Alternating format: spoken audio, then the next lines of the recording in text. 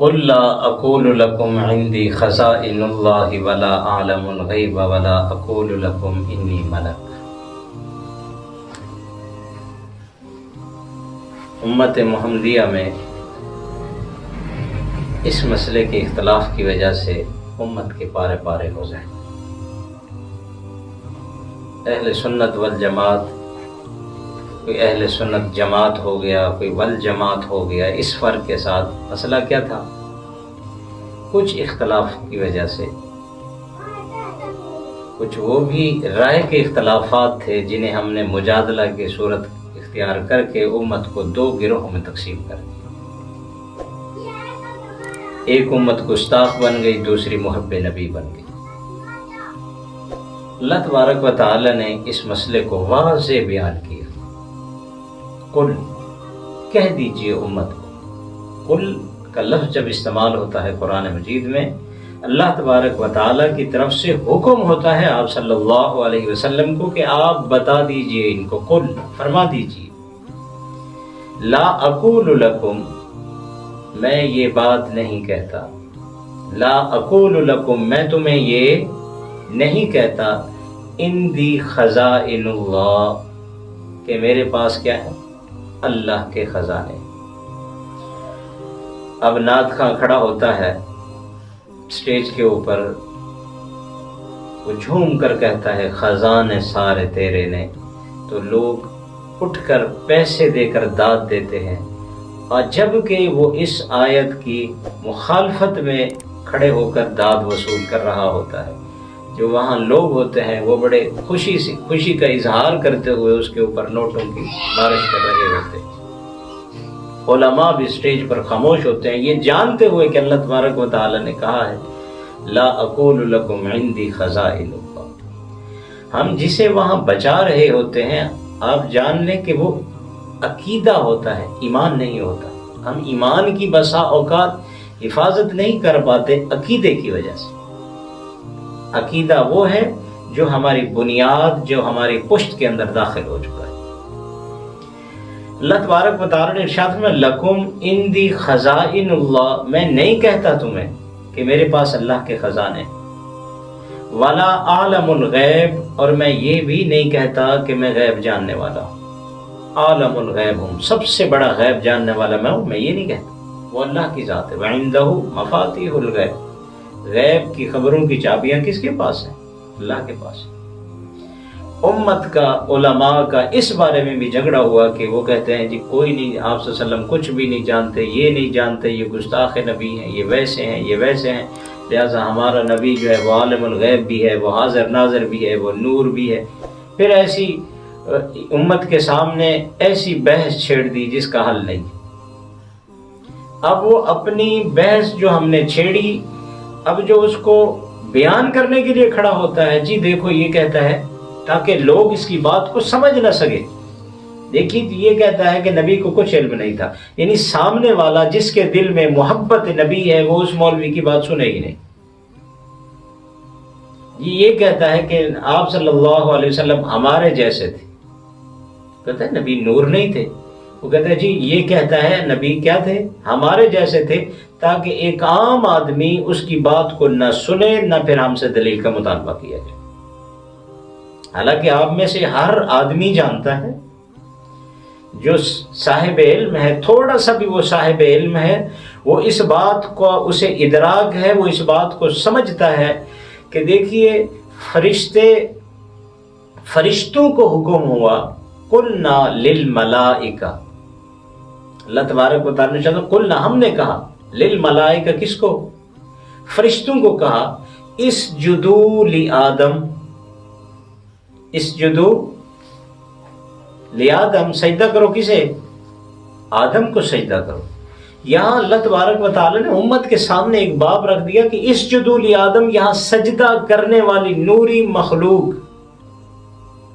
جبرائیل، اسرافیل، بڑے بڑے فرشتے، آسمانوں کے اندر جتنی بھی نوری مخلوق تھی، انہیں حکم ہوا اسجدوا لآدم، آدم کو سجدہ کرو۔ یہاں نظر آ رہا ہے کہ نوری مخلوق جو ہے وہ سجدہ کرنے والی ہے، مسجود آدم ہے جسے سجدہ کیا جا رہا ہے۔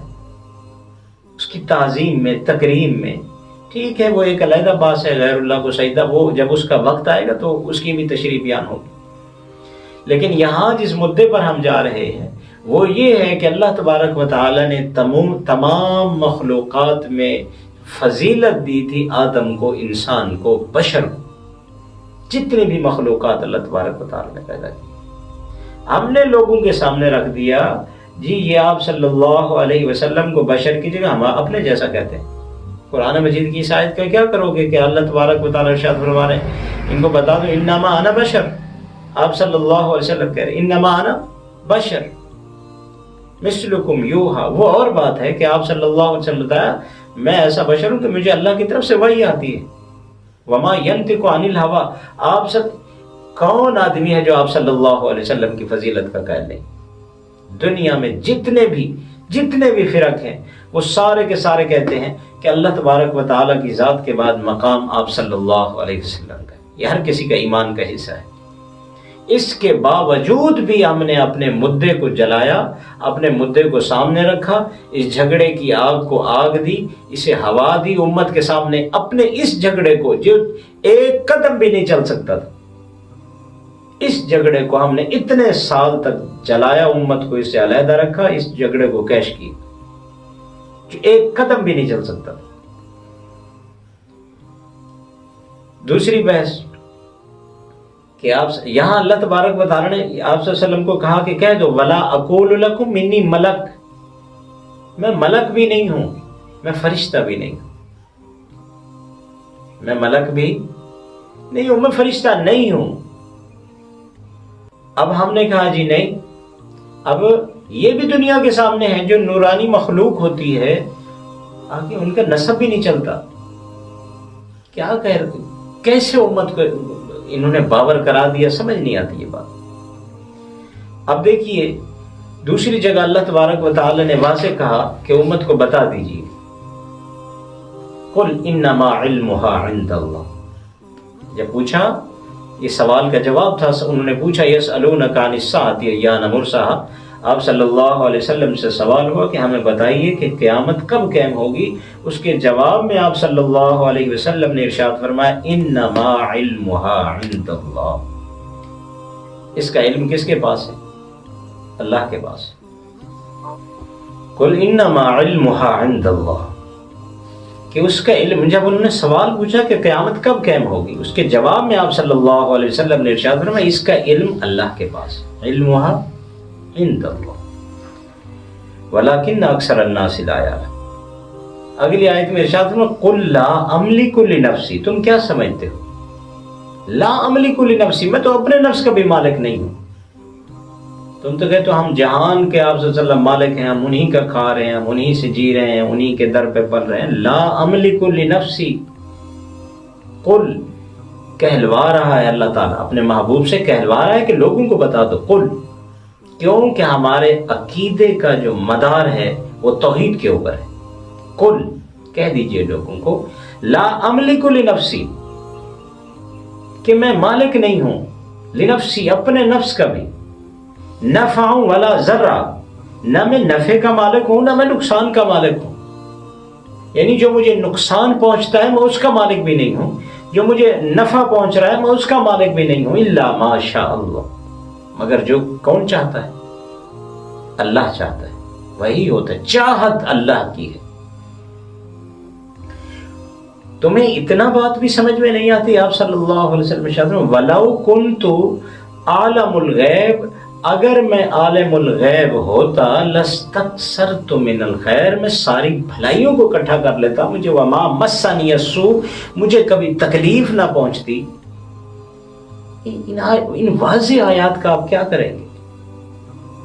میں کہتا ہوں جس مسئلے کے لیے فَإِن تَنَازَعْتُمْ فِي شَيْءٍ فَرُدُّوا إِلَى اللَّهِ، جب کسی مسئلے میں تمہارا جھگڑا ہو جائے، تنازعتم، جھگڑا ہو جائے، تنازع ہو جائے، ردوا الی اللہ، اللہ کی طرف لوٹاؤ اپنے جھگڑے. اب ان آیات، واضح آیات کے بعد بھی ہم نے امت کو 50 سال سے لڑوایا ہوا ہے انہی مسائل کے اوپر. عالم الغیب لستکثرت من الخیر، میں ساری بھلائیوں کو اکٹھا کر لیتا ہوں، وما مسنی السوء، مجھے کبھی تکلیف نہ پہنچتی۔ جبکہ آپ دیکھ رہے ہیں، آپ صلی اللہ علیہ وسلم کی سیرت پڑھ کے دیکھیں، آپ صلی اللہ علیہ وسلم کو تکلیف بھی ہوئی ہے۔ بخاری شریف میں، مسلم میں واضح ایک واقعہ ہے، بخاری شریف میں موجود ہے کہ آپ صلی اللہ علیہ وسلم سے مشرکین مکہ نے کہا کہ ہم ایمان لے آئے ہیں، لیکن آپ جو ہے نا اپنے قرہ حضرات ہمیں دے، جو ہمیں کیا سکھائیں گے؟ تعلیم سکھائیں گے۔ اس کے بعد جب وہ لے کر گئے، راستے میں ان قرہ کو کیا کر دیا؟ شہید کر دیا۔ آپ صلی اللہ علیہ وسلم نے ان کے لیے بد دعا کی، قنوت نازلہ پڑی ان کے لیے۔